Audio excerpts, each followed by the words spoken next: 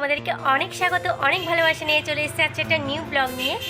তো বন্ধুরা, তোমরা সকলে কেমন আছো অবশ্যই কমেন্টে বলো। আমি তো ভালো আছি, খারাপ আছি, দুটো মিশিয়ে। শরীরটা একদম ভালো নয়, মানে একদম বলতে কানেটা শুনতে পাচ্ছি না, আর সব ভালো রয়েছে, শুধু এই কানটায় তালা ধরে রয়েছে, শুনতে পাচ্ছি না। তো যতটুকু শুনছি আর যতটুকু মানে ভালো লাগছে সেই জন্য তোমাদের সঙ্গে ব্লগটা স্টার্ট করেছি। তো আজকের হলো বুধবার, বিকেল 5টা থেকে ব্লগটা আমি স্টার্ট করেছি। তো তোমরা প্লিজ কেউ স্কিপ না করে কন্টিনিউ দেখতে থাকো।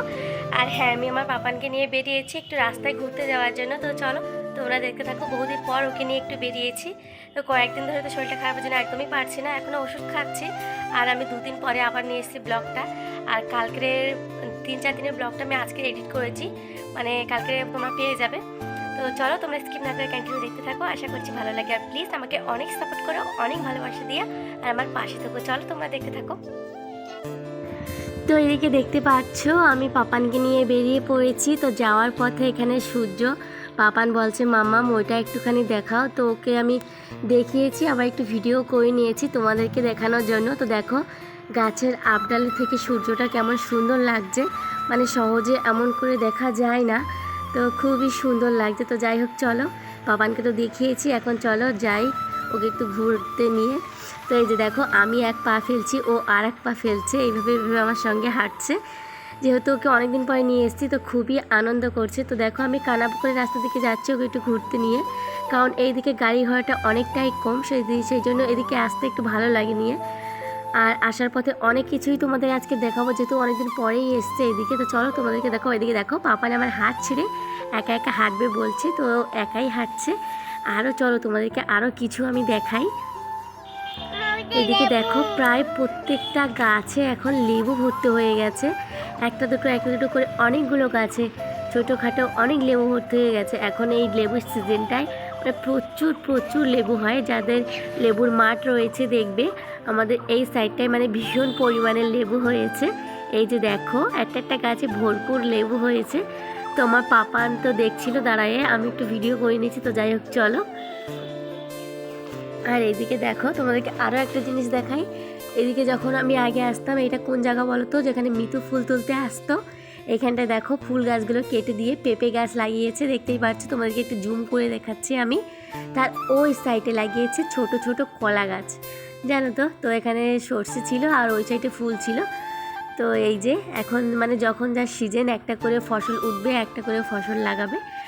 আরও একটা তোমাদেরকে দেখায়, এই যে দেখো এখানে ওল লাগাইয়েছে, মানে রাস্তার চারি সাইডে মাঠ, মানে 2 সাইডে মাঠ আর মধ্যখান দিয়ে রাস্তা। তো এখানটায় আমি আসি যেহেতু পাপানকে নিয়ে, সামনে মাসি বাড়ি রয়েছে। এখানে দেখো কেমন সুন্দর ওল গাছগুলো হয়েছে। তো দেখো হাঁটতে হাঁটতে আসলাম, তো মাসির বাড়িতে আসবো না, বাচ্চা কাচ্চা রয়েছে, তো এখানে একটু পাপানকে নিয়ে এসেছি। আর আমার পাপানকেও খুবই আনন্দ করছে, কারণ ও বাচ্চা কাচ্চার সঙ্গে খুব একটা খেলতে পারে না, সেই জন্য।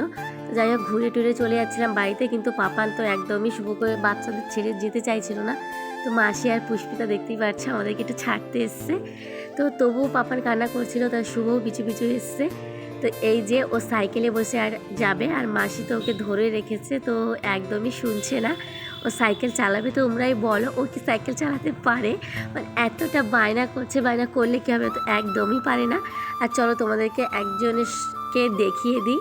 এটা হলো আমার মাসি, উড়িষ্যা থেকে এসে, তোমাদেরকে একসময় আলাপ করিয়ে দেবো। শরীরটা এমন, কারণ উনি ভীষণই অসুস্থ।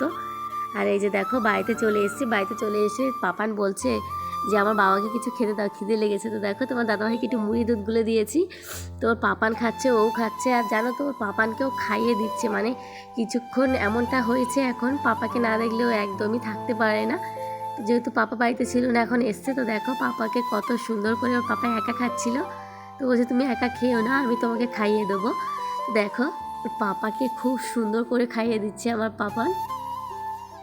আর বাড়িতে এসে জল খেতে খেতে গেঞ্জিটা ভিজিয়ে ফেলেছে, গেঞ্জিটায় তো খুলে দিয়েছে, ওর খালি গায়ে রয়েছে। দেখো পাপাকে খাইয়ে দিচ্ছে কেমন করে।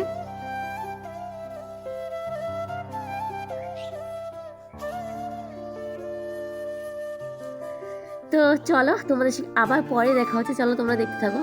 তোমরা দেখতেই পাচ্ছ আমি চলে এসেছি রান্নাঘরে রান্না করার জন্য। ওইদিকে পাপান তো ঘুমিয়ে পড়েছে। তো ভাবছি আগে বাবা যেহেতু বাজার থেকে আসেনি, কি তোমাদের দাদাভাইও এখনও আসেনি, তো ভাতটা হয়ে গেলে ভাবছি ওকে দুধ দিয়ে খাইয়ে দেবো, কারণ ওর পরপর 4টে ওষুধ রয়েছে খাওয়াতে হবে। তো চলো এখন আমি ভাতটা চাপিয়েছি, রান্নাঘরে এসেছি, অনেকক্ষণ ব্লগটা করতে মনে ছিল না, তো এখন থেকে স্টার্ট করেছি। তো চলো ভাতটা চাপিয়েছি, ভাতটা হয়ে যাক, তারপরে পাপান খাওয়াবো। তো চলো তোমরা দেখতে থাকো। তো ফ্রেন্ডস, আমার সব রান্না বান্না হয়ে গেছে, আর এখানে দেখতেই পাচ্ছ ভাত তো চাপিয়েছিলাম, তারপরে আমাদের রুটি হয়েছে, বাবা খাবে সেই জন্য।